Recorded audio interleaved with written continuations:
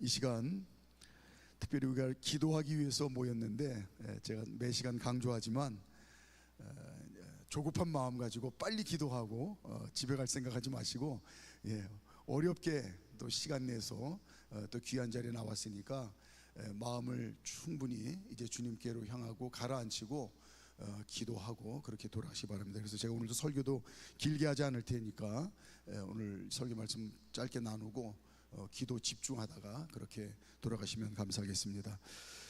오늘 읽은 본문은 우리가 수도 없이 읽고 묵상하고 또 은혜 받고 또 설교를 통해서 깨달음이 있고 또 설교를 통해서 우리의 마음 가운데 또 도전이 되었던 그런 귀한 말씀입니다. 오늘 귀한 말씀 다시 한번 우리가 마음판에 새기고, 은혜, 우리 인생들에게 하나님 자녀들에게 부어주시는 은혜가 얼마나 소중한지 다시 한번 이제 마음판에 새겼으면 좋겠습니다. 그래서 오늘 미리 말씀을 드리면, 오늘은 특별히 구원의 은혜를 집중적으로 좀 기도를 하셨으면 좋겠어요. 이제 그걸 말씀을 나누려고 하는데, 내가 구원받고 하나님 자녀 된 것이 이게 얼마나 감사할 일인가. 그래서 오늘 이제 다른 기도의 제목도 많이 하지만은 특별히 날 구원해 주신 하나님의 은혜가 감사합니다. 이걸 고백하면서 기도를 했으면 좋겠고요. 또 하나는 두 번째는 한 사람도 예외 없이 다 질그릇처럼 유리잔처럼 깨지기 쉬운 육체를 가지고 삽니다. 그래서 다른 사람의 아픔을 내 아픔과 고통으로 여기며 이 중보하는 기도를 굉장히 이제 예수님께서 중요하게 강조하셨는데, 그래서 이 시간 여러분들이 직간접적으로 알고 있는 연약한 분들, 또 병과 싸우고 있는 분들 기억하시고 이 시간 기도하는 것, 또 두 번째로 여러분들이 좀 집중적으로 기도해 주셨으면 좋겠습니다. 그래서 어느 누구의 믿음을 사용하시든지 간에 또 어느 누구의 기도를 들으시든지 간에 하나님께서 고치고 회복시키시는 놀라운 역사가 있도록 여러분들 믿음 가지고 기도를 해 주셨으면 감사하겠습니다. 흥부놀부 이야기가 있죠. 우리가 다 그 이야기가 알고 있는데, 만에 하나 그 중에서 가장 인상 깊은 이야기가 뭡니까? 라고 하면은 어떤 사람은 형수님께 밥 얻어 먹으러 갔다가 주걱으로 뺨따기를 맞고, 근데 그 뺨에 붙은 밥풀을 이제 떼어 먹으면서 한 대 더 때려달라고 하는 참 우픈 얘기죠. 참 웃기고도 슬픈 이야기. 이제 그런 거 그게 참 인상 깊었습니다. 이렇게 얘기할 분들도 있고. 그런데 이제 다양하게 이야기하지만 제 개인적인 생각으로는 가장 많은 대답이, 가장 인상적인 이야기가 뭡니까? 그러면 제비가 물어다 준 그 박씨가 이제 지붕 위에서 잘 자라나서 나중에 이제 그 박을 키게 되죠. 그런데 박을 켰는데 그 안에서 금은보화가 쏟아져서 흥부가 큰 부자가 됐다. 아마 이 이야기를 가장 인상 깊은 이야기다라고 꼽을 것 같아요. 제가 왜 이 말씀을 드리냐면, 오늘 본문이 잃은 아들을 되찾은 이제 아버지 비유예요. 오늘 그 소제목 타이틀을 보면 잃은 아들을 되찾은 아버지의 비유. 그러면 이 이야기를 우리가 잘 알고 있는데, 내가 이 이야기를 듣고 가장 인상 깊은 부분이 어떤 부분입니까? 라고 하면 이것 또한 다 저마다 나는 이 이야기가 참 인상 깊습니다, 나는 이 이야기가 인상 깊습니다 라고 얘기할 텐데, 저는 개인적으로 오늘 본문이 끝난 이후의 이야기가 가장 인상 깊습니다. 이렇게 이야기하고 싶어요. 자, 그 이유를 오늘 잠깐 짧게 나누면서 오늘 구원의 은혜를 붙들고 감사하는 그런 기도를 했으면 좋겠습니다. 우리나라가 휴전선으로 중심으로 남쪽과 북쪽으로 이제 분단된 그런 좀 슬픈 역사를 살아가고 있는데, 근데 불행하게도 남쪽과 북쪽이 전혀 다른 세상을 살고 있어요. 마찬가지로 오늘 부잣집 둘째 아들은 오늘을 중심으로 오늘 이전과 오늘 이후의 삶이 완전히 다른 인생을 삽니다. 그 오늘이 바로 24절이에요. 자, 24절 함께 보겠습니다. 시작. 이 내 아들은 죽었다가 다시 살아났으며 내가 잃었다가 다시 얻었노라 하니 그들이 즐거워하더라. 오늘 이전의 삶을 우리는 너무나 잘 압니다. 이 부잣집 아들임에도 불구하고 매사 사사건건 원망불평하면서 그렇게 살았어요. 부잣집 아들이 부족한 게 하나도 없을 텐데 거기에 대한 만족이 없고, 다른 것 비교하면서 없는 것, 또 자기 마음에 들지 않는 것, 여기에만 이제 그렇게 불평하는 삶을 살았습니다. 은혜를 모르기 때문에 그러죠. 은혜를 모르니까 감사가 없는 겁니다. 자, 쉬운 예로 부모 입장에서 자식이, 부모는 모든 걸 쏟아주고도 늘 아쉬운 마음이죠. 정말 내 인생을 갈아서 자녀들의 인생의 밑거름으로 그 인생을 희생하고 헌신하는 삶을 살아요. 그러고도 늘 부족함을 느낍니다. 미안함을 느껴요. 늘 아쉬움을 가져요. 그럼에도 불구하고 자식이 그 은혜를 알지 못하고 매사 원망불평한다면 참 그것처럼 속상할 일이 어디 있겠습니까? 이건 뭐 인력으로 되는 일이 아니라 그냥 속상한 거죠. 어린 자녀가 멀쩡한 휴대폰을 놔두고 실증 났다고 최신형 고가폰 막 100만 원이 넘는 그런 휴대폰을 사달라고 막 졸라대는 거예요. 그러면 잘 타일르죠.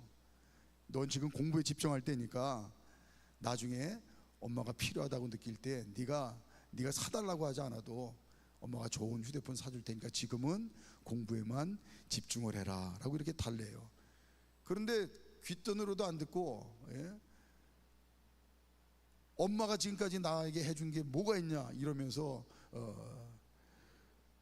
그까진 휴대폰 하나 못 사주냐 이러고 반항을 한다고 한다면 참 그 마음이 부모로서 너무나 안타까운 마음일 겁니다. 아주 사소한 예이지만 부모가 자식을 키우면서 이거보다 훨씬 큰 일들이 얼마나 많이 있겠어요. 근데 지금 문제는 이렇게 자란 둘째 아들이 나중에 성인이 되니까 이제는 노골적으로 아버지에게 원망불평하면서 반항을 합니다. 우리가 잘 알다시피 이제 나에게 돌아올 분깃을 미리 달라는 거예요. 이거는 이 당시의 문화 풍습으로 보면 아주 패역한 짓입니다.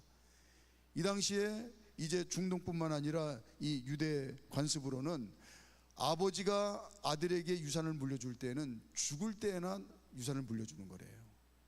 그러니까 이 아들은 아버지를 죽은 자로 취급하는 거예요. 성인이니까 이제 내가 이제부터는 아예 아버지 간섭을 안 받고 내가 살면은 진짜 행복할 거라고 생각을 하는 겁니다. 그러니까 아버지 보니까 답답한 거예요. 아니 더 다르게 살면 훨씬 더 부유하게 더 성공적으로 살 수 있는데 아버지 살아가는 모습이 답답한 거예요. 그러니까 나는 더 이상 이렇게 살지 않겠다. 내게 돌아올 분깃을 줘라. 그러면 나는 내 마음대로 내 의지대로 살겠다. 내 계획대로 살겠다. 그러면 아버지보다 훨씬 더 행복할 거라고 확신을 하는 거예요. 결국 아버지 없이 자기 힘으로 자기 인생길을 걸어가는 걸 택하죠. 자, 11절부터 13절까지. 결국은 아버지 없는 인생을 선택을 합니다. 내 힘으로 내 인생을 사는 길을 선택해요. 그리고 지금보다 훨씬 더 내가 행복하게 성공적으로 잘 살 수 있다고 확신을 합니다. 자, 11절부터 13절까지 시작. 또 이르시되 어떤 사람에게 두 아들이 있는데 그 둘째가 아버지에게 말하되 아버지여 재산 중에서 내게 돌아올 분깃을 내게 주소서 하는지라. 아버지가 그 살림을 각각 나눠 주었더니 그 후 며칠이 안 되어 둘째 아들이 재물을 다 모아가지고 먼 나라에 가 거기서 허랑방탕하여 그 재산을 낭비하더니. 이 이야기를 우리는 구약 성경에서 거의 흡사한 이야기를 알고 있습니다. 아담과 하와 이야기죠. 하나님은 동산 중앙에 있는 선악을 알게 하는 나무의 열매를 먹지 말라고 명령하셨어요. 다 주셨는데 이건 뭐냐면 하나님의 명령을 동산 중앙에 늘 다니는 곳이니까 늘 선악과를 보면서 하나님의 명령, 하나님의 말씀을 듣고 보는 거예요. 하나님을 기억하라는 겁니다. 하나님을 기억하라고 하는 것은 나를 지으시고 이 에덴에 축복을 주신 하나님의 은혜를 기억하라는 거예요. 그 은혜를 기억하고 그 은혜에 감사할 때 그게 진짜 천국이다. 그러니까 인생에서 뭘 뺏고 안 주는 게 아니라 정말 천국을 누리는 비결을 말씀하신 거예요. 그러나 아담과 하와는 사단의 거짓말에 속죠. 네가 이 실과를 따먹고 에덴 동산의 주인이 되면 하나님께 지음받은 하나님의 자녀가 아니라 하나님의 뜻대로가 아니라 네가 이 에덴의 주인이 돼서 네 마음대로 살면 지금보다 훨씬 더 행복한 인생을 살 거다라고 하는 이 말에 하나님 없는 인생을 선택한 거예요. 둘째 아들의 예상은 완전히 빗나갔죠. 아버지 없이 내 마음대로 살면 가장 행복할 줄 알았는데 오히려 가장 불행한 인생이 됩니다. 자, 14절부터 17절까지 시작. 다 없앤 후 그 나라에 크게 흉년이 들어 그가 비로소 궁핍한지라 가서 그 나라 백성 중 한 사람에게 붙여 사니 그가 그를 들로 보내어 돼지를 치게 하였는데 그가 돼지 먹는 쥐염 열매로 배를 채우고자 하되 주는 자가 없는지라. 이에 스스로 돌이켜 이르되 내 아버지에게는 양식이 풍족한 품꾼이 얼마나 많은가. 나는 여기서 줄여 죽는구나. 가만히 보세요. 돼지만도 못한 인생으로 추락하고 말아요. 더 잘 살 줄 알았는데 되지만도 못한 인생으로 망하고 맙니다. 그런 둘째 아들이 오늘 아버지 품으로 다시 돌아와요. 24절 다시 읽죠. 오늘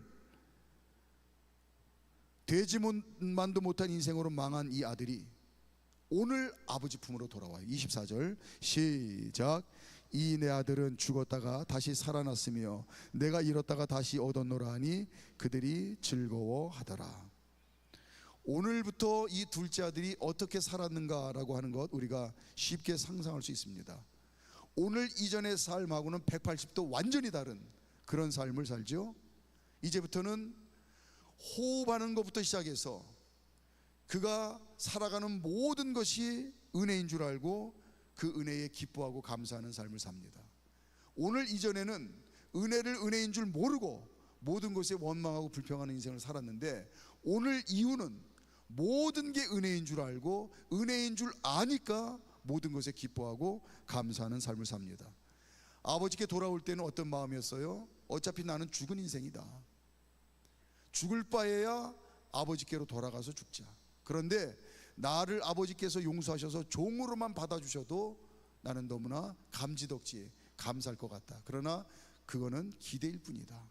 그런 일이 어찌 일어나겠는가. 이 마음 가지고 돌아오죠. 19절 시작. 지금부터는 아버지 아들이라 일컬음을 감당하지 못하겠나이다. 나를 품꾼의 하나로 보소서 하리라 하고. 품꾼으로도 안 받아줄 줄 당연히 알았겠죠. 자기 지은 죄를 알기 때문에. 근데 어차피 죽을 거 아버지에게 가서 죽기나 하자 이러고 왔어요. 이게 둘째 아들의 진심입니다. 자, 그런데 이게 웬일입니까? 종이 아니라 오히려 지난날 나를 사랑하셨던 그 아버지의 사랑보다도 훨씬 더 큰 사랑으로 아들로 맞이해 주세요. 20절부터 22절까지 20절부터 22절까지 시작. 이에 일어나서 아버지께로 돌아가니라. 아직도 거리가 먼데 아버지가 그를 보고 측은히 여겨 달려가 목을 안고 입을 맞추니 아들이 이르되 아버지 내가 하늘과 아버지께 죄를 지었사오니 지금부터는 아버지 아들이라 일컬음을 감당하지 못하겠나이다 하나 아버지는 종들에게 이르되 제일 좋은 옷을 내어다가 입히고 옷에 가락지를 끼우고 발에 신을 신기라. 둘째 아들은 오늘부터는 아버지 집에서 아버지 아들로 살면서 그 어느 것 하나, 아까 말씀드렸다시피 호흡하는 순간, 심장이 박동하는 매 순간, 발걸음을 딛는 매 순간 그 어느 것 하나라도 은혜가 아닌 게 없어요. 은혜를 은혜인 줄 알면 모든 것에 기뻐하고 감사할 수밖에 없습니다. 이 둘째 아들은 오늘 이후에 이렇게 변화된 인생을 살기 시작해요. 가장 행복한 인생이 되었습니다. 가장 불행한 되지만도 못한 인생이 오늘 이후로 은혜를 은혜인 줄 아니까 가장 행복한 인생이 되었어요.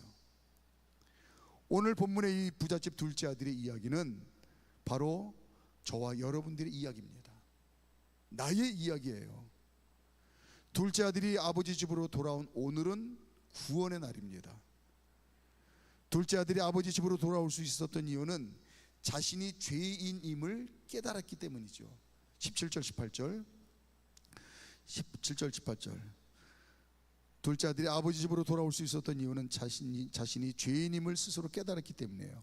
17절 18절 시작. 이에 스스로 돌이켜 이르되 내 아버지에게는 양식이 풍족한 품꾼이 얼마나 많은가. 나는 여기서 줄여 죽는구나. 내가 일어나 아버지께 가서 이르기를 아버지 내가 하늘과 아버지께 죄를 지었사오니. 둘째 아들이 깨달은 죄는 어떤 죄일까요?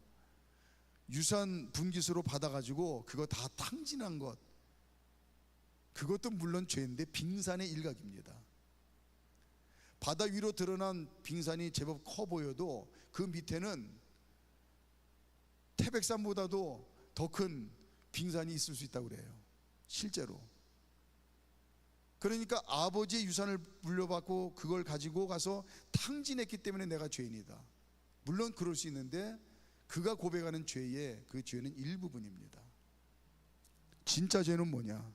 그가 깨달은 진짜 죄는 아버지 없는 인생을 산 그것이 죄라는 거예요. 그러니까 나가서 사업, 그 돈 가지고 사업 성공해서 부자가 돼가지고 어리번쩍하게 아버지께 돌아왔다고 한다면 나는 죄인이 아니라 오히려 성공한, 남들이 칭찬할 만한 그런 아들이었겠습니까? 아니요. 오늘 이 둘째 아들이 깨달은 진짜 죄는 아버지 없이 살겠다고 내가 아버지 대문을 나간 순간부터 나는 죽을 죄인이었습니다. 이거예요. 아버지께로 돌아가는 것이 이 죄를 회개하는 것임을 알고 아버지 집으로 돌아갔을 때 그가 구원을 받았어요. 우리도 이전에는 하나님 없이 사는 죄인이었습니다.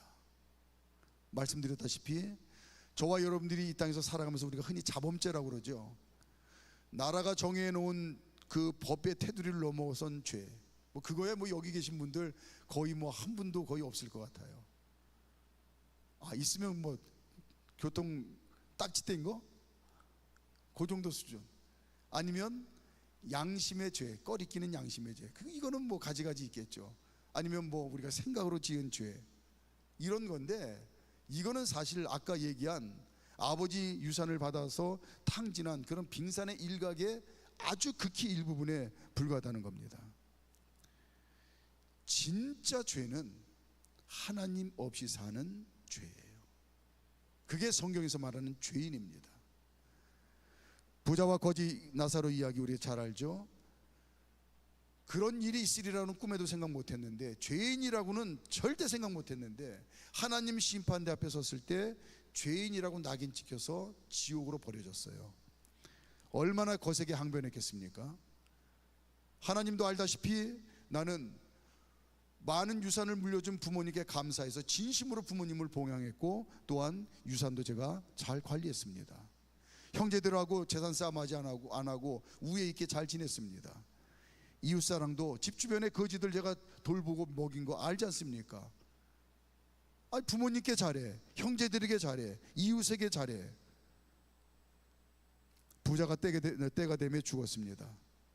이미 알고 있듯이 보이는 육체는 흙으로 돌아갔고, 보이지 않는 정신은 바람에 연기가 날아가는 것처럼 어디 흔적도 없이 사라져 버렸고, 없는 줄 알았던 영이 하나님 심판대 앞에 선 거예요. 없는 줄 알았던 영이 없는 줄 알았던 하나님 앞에 서서 보니까 말하지 않아도 자기가 이 세상에서 가장 취약한 죄인임이 그제서 깨달아지고 믿어지는 거예요. 하나님께 지음받아서 하나님의 은혜로 일평생을 살았는데 하나님 없이 인생을 산 게 이것보다 더 큰 죄가 없더라 이 말이죠. 예수님을 처음 만난 베드로가 그 입으로 한 고백을 기억하시죠? 누가복음 5장 8절. 예수님을 처음 만난 베드로가 그 입으로 한 고백입니다. 누가복음 5장 8절 시작. 시몬 베드로가 이를 보고 예수의 무릎 아래 엎드려 이르되 주여 나를 떠나소서 나는 죄인이로소이다. 이게 뭔 소리입니까? 아니, 베드로가 예수님 만나가지고 뜬금없이 나는 죄인이로소이다, 이거는 아무리 생각해도 베드로가 제정신으로 하는 소리는 아니에요. 자기 정신으로 하면은 그런 소리 할 이유도 없고 할 필요도 없습니다. 성령님이 주시는 소리 아닐까. 성령님이 그 입술로 그냥 고백하는 말이 아닐까, 하게 하는 말이 아닐까, 그렇게 여겨져요. 이 말은 예수님 앞에서 이 세상 모든 사람들이 공통적으로 해야 될 말을 베드로의 입을 통해서 지금 대표로 하게 하는 게 아닌가. 예수님이 이 땅에 오신 목적은 하나님 앞에 인간은 다 죄인인데, 하나님 없이 사는 인간은 모두 다 죄인인데, 그 예수님 앞에, 사람으로 오신 예수님 앞에 인간이 가장 반드시 해야 될 유일한 말이 나는 죄인으로서이다, 나는 하나님 없이 사는 인생입니다, 나는 죄인입니다, 이 말이라는 거예요. 이 믿음의 고백이 예수님의 오신 이유고, 그 믿음의 고백이 결국은 구원받는 통로라는 겁니다. 이 세상 누구라도 하나님 없이 사는 것이 죄인 줄 알고 예수님께 나올 때, 오늘 아버지가 돌아온 둘째 아들을 감싸 안고 끌어안고 반갑게 맞고 입 맞추고 하나님 자녀로, 아버지 아들로 맞아준 것처럼 이제 예수님께 나오면 예수님께서도 목을 안고 입 맞추고 하나님 자녀로 반갑게 맞이해 주신다. 그날이 구원의 날이라는 거예요. 저와 여러분들이 정확하게 기억하는 분도 있을 거고, 정확하게 기억하지 못하지만 이전에 언젠가는 이 구원의 날이 있었어요. 이 오늘이 있었어요. 믿음의 날이 있었어요. 데살로니가전서 5장 16절부터 18절까지 시작. 항상 기뻐하라, 쉬지 말고 기도하라, 범사에 감사하라, 이것이 그리스도 예수 안에서 늘 행하신 하나님의 뜻이니라. 둘째 아들은 두말 나위 없이 누가 얘기하지 않아도 아버지 집에 돌아온 이후에 하나님, 지금 말씀하신 이 하나님 말씀대로, 하나님 뜻대로 그는 살았습니다. 모든 게 은혜이고 은혜를 은혜인 줄 아니까 모든 것에 기뻐하고 감사하는 삶을 그냥 풍성히 누리며 살았어요. 아버지 집에 돌아온 이후에 그 어떤 일을 겪어도 지난날 되지만도 못한 인생, 망한 인생과 비교하면 내가 감사하지 못할 일이 뭐가 있을까? 오늘 이후에 아버지 집에 돌아와서 그가 또 별의별 일을 다 겪으며 살겠지만, 지난날 되지만도 못한 망한 인생이었던 나를 생각한다고 한다면 내가 모든 것이 은혜가 아닌 게 뭐가 있을까? 은혜인데 기뻐하고 감사하지 않을 이유가 뭐가 있을까? 이러고 모든 것에 기뻐하고 감사하는 삶을 그냥 어떻게 애쓰고 노력한 것이 아니라 그냥 자연스럽게 마음껏 누리며 살았다는 겁니다. 하나님 자녀로 저와 여러분들이 하루하루 살아갈 때마다 성령님께서 보혜사가 되어주셔서 우리를 도우신다고 그랬는데, 과연 제일 먼저 돕고 항상 돕고 어떻게 해서든지 도우려고 하시는 게 뭘까요? 저와 여러분들이 원하는 것, 그거 어린아이 엉석 받아주듯이 그거 돕는데 성령님이 전전긍긍할까요? 그건 두 번째, 세 번째입니다. 필요하시면 성령님이 하시면 돕고도 남아요. 그런데 진짜 성령님이 도우려고 하시는 건 뭐냐면, 언제나 함께 계시며 김 목사야, 너는 오직 하나님의 은혜로 사는 하나님 자녀인 거 잘 알지. 오늘 둘째 아들에게 그 누군가가 너 지난날 되지만도 못한 인생, 망한 인생이었다가 아버지의 은혜로, 아버지의 아들로 측량할 수 없는 이 큰 은혜와 사랑 가운데 살아가는 복된 존재라는 거 너 알지? 그러면 모든 것이 다 눈 녹듯이 녹아지는 거예요. 성령님은 이걸 쉬지 않고 우리에게 말씀하신다는 겁니다. 김 목사야, 너는 오직 하나님의 은혜로 사는 하나님 자녀인 거 잘 알지? 말씀드렸다시피 둘째 아들의 이야기는 바로 우리 자신의 이야기입니다. 내 이야기입니다. 우리는 이 구원의 은혜를 믿고 사는 신앙의 사람들이에요. 십자가와 부활은 구원의 은혜입니다.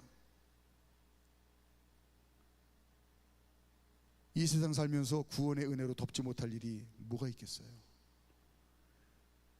영원히 지옥의 저주와 멸망 가운데 망할 인생을 하나님이 사람으로 오셔서 하나님의 목숨값으로 저와 여러분들을 구원해 주셨는데, 이 큰 은혜로 덮지 못할, 이 세상 살아가면서 덮지 못할 일이 뭐가 있겠냐 이 말이죠. 지옥에 갈 인생이 구원받아 하나님 자녀가 되어서 천국 시민권을 얻었습니다. 이 은혜로 덮지 못할 일이 없어요. 성경은 되지 못한 인생을 살았던 둘째 아들의 모습이 바로 하나님 없이 사는 사람들의 모습이라고 분명히 이야기하고 있습니다. 다시, 성경은 되지만도 못한 인생을 살았던 둘째 아들의 이 모습이 바로 하나님 없이 살아가는 사람들의 모습이라고 이야기하고 있어요. 전도서 3장 18절 19절. 저는 이 말씀 읽을 때마다 굉장히 민망하지만, 야, 인생이 어떻게 짐승하고 비교해서 짐승만도 못하다고 얘기를 하는가. 그런데 이게 진리예요. 시작. 내가 내 마음속으로 이르기를 인생들의 일에 대하여 하나님이 그들을 시험하시리니 그들이 자기가 짐승과 다름이 없는 줄을 깨닫게 하려 하심이라 하였노라.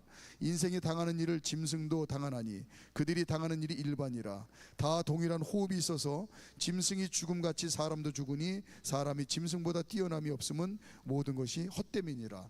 뭐 조금 꽈서 어렵게 얘기한 것 같은데, 쉽게 얘기하면 짐승은 그냥 살다가 죽으면 끝이라는 거예요.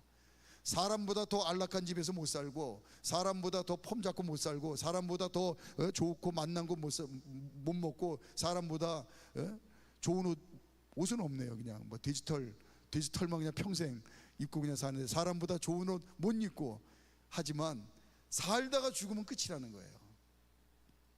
하나님 없이 산 사람은 죽으면 끝이 아니라 그때부터 영원한 지옥의 저주와 고통이 시작되니, 이게 짐승만도 못한 인생 아니냐라고 하는 거예요. 비교가 안 된다는 겁니다. 이런 인생에서 건진받아 저와 여러분들이 하나님 자녀가 되었어요. 이걸 생각한다고 한다면, 지금 돼지 우리간에서 돼지 못한 인생을 살다가 아버지 아들로 건진받았는데, 저와 여러분들은 영원한 지옥의 저주와 멸망 가운데서 건진받아서 이제는 이 세상 우주 만물을 창조하신 창조주 전지전능하신 하나님의 자녀로 살아간다는 걸 우리가 진짜 믿는다고 한다면, 오늘 둘째 아들보다도 1000배 만배 더 큰 은혜를 받은 게 바로 저와 여러분들의 삶이에요. 그 은혜를 은혜인 줄 알면 모든 것에 기뻐하고 감사하며 살 수 있다. 자, 이제 찬양단 나오셔서 찬양 준비하시고요. 말씀드린 대로 이 시간 기도에 집중하셔서 충분히 기도하시기 바랍니다. 그런데 특히 오늘은 구원의 은혜에 감사하는 기도를 한번 계속해서 한번 해보세요. 구원의 은혜에 감사합니다. 이 구원의 은혜에 감사하면 기뻐하고 감사하지 못할 일이 뭐가 있겠습니까? 이 기도를 하시고, 두 번째는 질병으로 해서 고통받는 성도들의 키우를 위해서 여러분들 중보 기도해 주시기를 바랍니다. 오늘 다시